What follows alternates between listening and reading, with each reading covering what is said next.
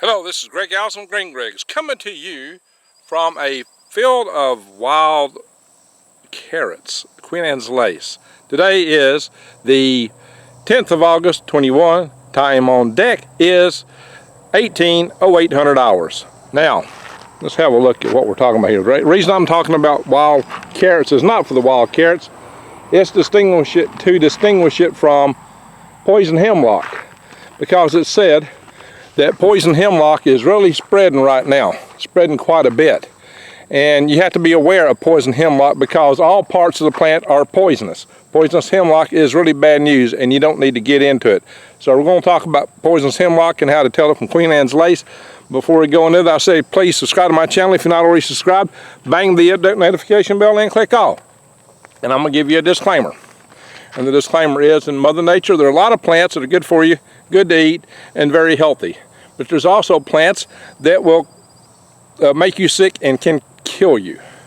And you better consult with an expert before you, a local expert, before you start to delve into these, because sometimes they're very close alike. And in this case, yes, wild carrots, Queen Anne's lace, and poison hemlock are very, very much alike. So, in many ways, they're cousins, they're kin to each other. So, we're going to talk about that. And furthermore, one more disclaimer, I'm not a medical doctor, so anytime I talk anything about a herb or herbal treatment, I'm not giving you medical advice. Go see your doctor if you need medical advice. I'm just talking about what people historically have used things for. I'm not making any claims to the effect, I can't even talk now, to whether or not it works. So, we're going to get into this. Also, please, guys, you know, I tell you all the time, you need to garden. You need to grow your own because we're coming into uncertain times and food supply is in high question.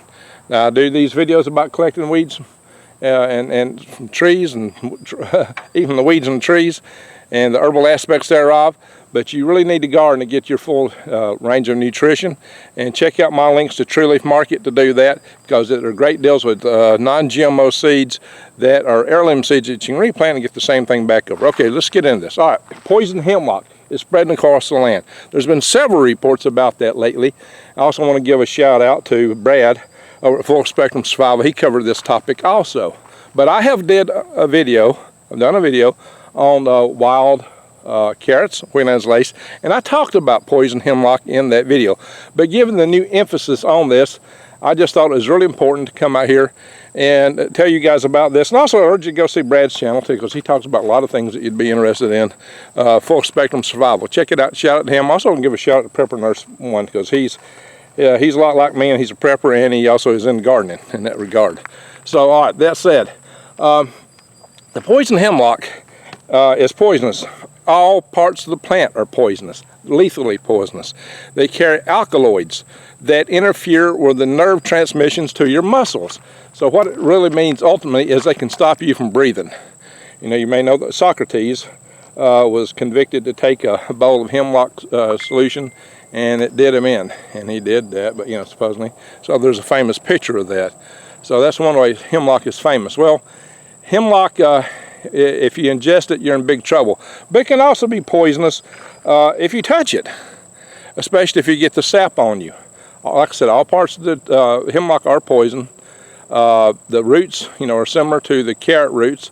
I wouldn't eat them. I think, you know, they normally have not a carrot smell, but a bitter smell. But if you're down to the point you're pulling up the roots, you might be in trouble already, because if you get that sap on you in the sun, it can cause blisters. Some people, it has been known to put them on ventilators, just touching it. Some don't make it, and if you know how the benefits of modern medicine, you may not make it if you handle the poison hemlock. So bear that in mind, my friends. This is no joke, and it's getting everywhere. So if you see it, you need to call people that own the land or the agency the land is on, and to tell them that they got poison hemlock. But let's talk about how to identify it. We're going to use a contrast here with Queen Anne's lace. Poison hemlock typically grows higher. This is Queen Anne's lace. Poison hemlock can grow 4 to 6 feet high, or sometimes higher. Poison hemlock prefers wetter areas where the soil is damp. This is a dry soil right here, but as much rain as we've got, it's possible that poison hemlock could grow out in the field, even in dry soil.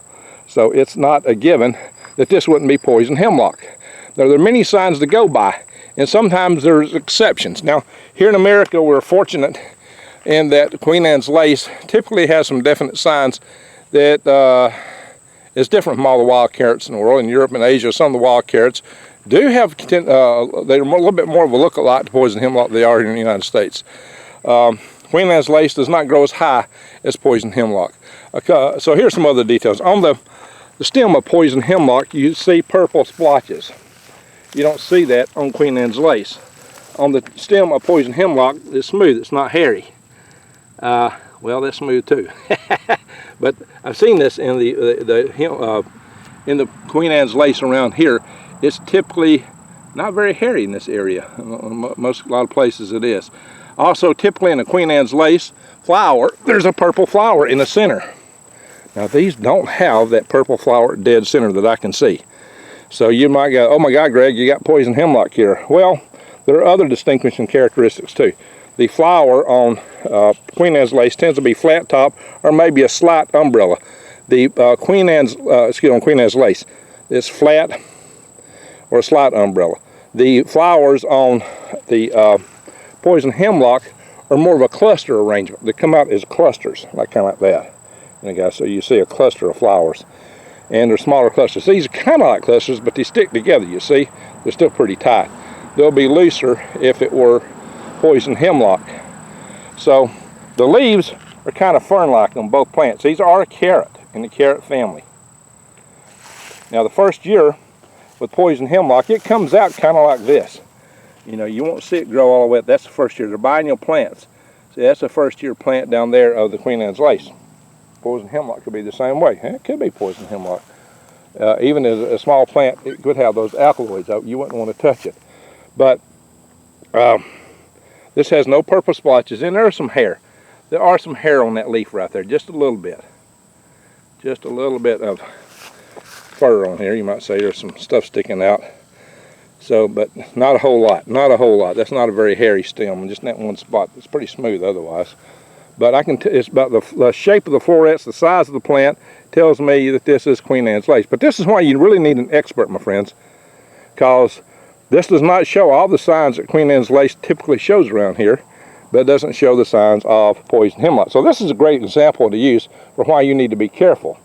Now, if you pulled it up and sniffed the root, you would know. Now, you should not handle poison hemlock. If you have to deal with poison hemlock, you should wear gloves. You should wear long sleeve shirts, not short sleeve. You ought to not even be up close to it like this with short sleeve shirts like I am. You ought to be wearing a face mask and probably goggles over your face so you won't get in contact with anything from this stuff. And then pull your gloves off and throw them away. Don't touch the areas that have been exposed to the outside. That's what you do. And wash your clothes. Don't re-wear them. Don't be handling them after you've handled. Now, I have been in this field before and seen the Queen Anne's lace with a purple flower in it. Now, I don't mean you can't have them both together either. And it can't mean that, you know, maybe the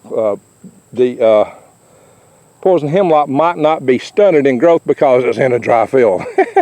That's a possibility too. But this has all the characteristics to me of a Queen Anne's lace because it does have just a little bit of fur on there. There's no purple splotches on the stem. These aren't the bigger stems. These aren't the taller plants.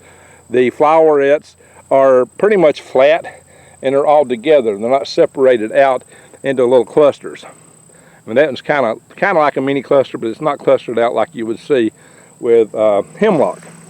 But again, check with an expert. Really check with an expert in your area, because sometimes, like I said, it's hard to tell. Now in Europe, you do have wild carrots that are clustered out more into little clusters, but the clusters are typically smaller. When you get on Queen Anne's lace, it still won't grow on hemlock. It still won't grow the wild carrot. In Europe and Asia, there's a couple of other varieties. They don't grow as tall as the poison hemlock, and they should still not have purple splotches on the stems. And poison hemlock would have purple splotches over there as well.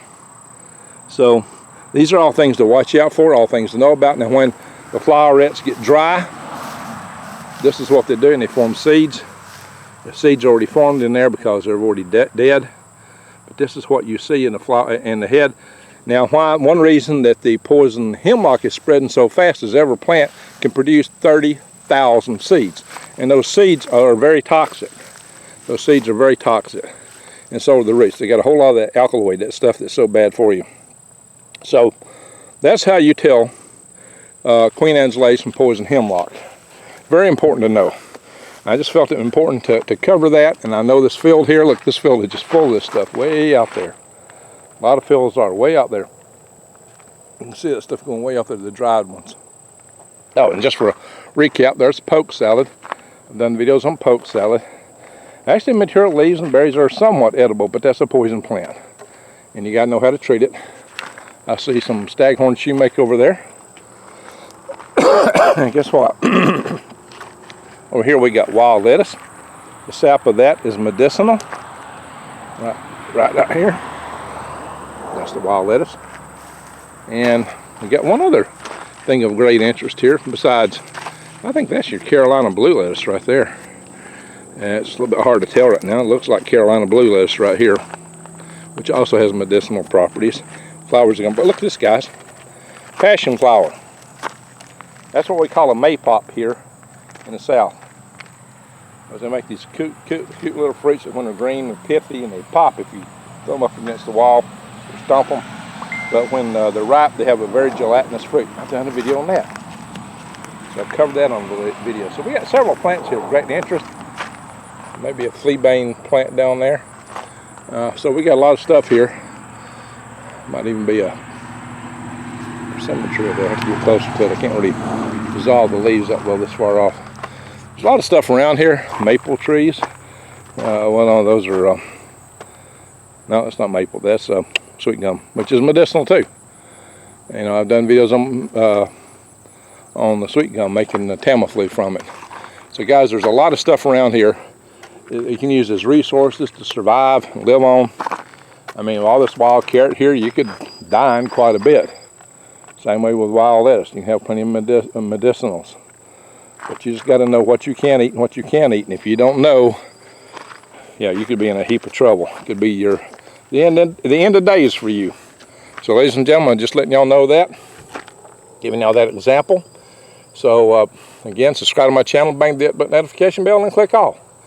And I hope everybody has a great day. But stay away from poison hemlock. I highly encourage you to go to Wikipedia and look it up so you can see a lot of pictures of it.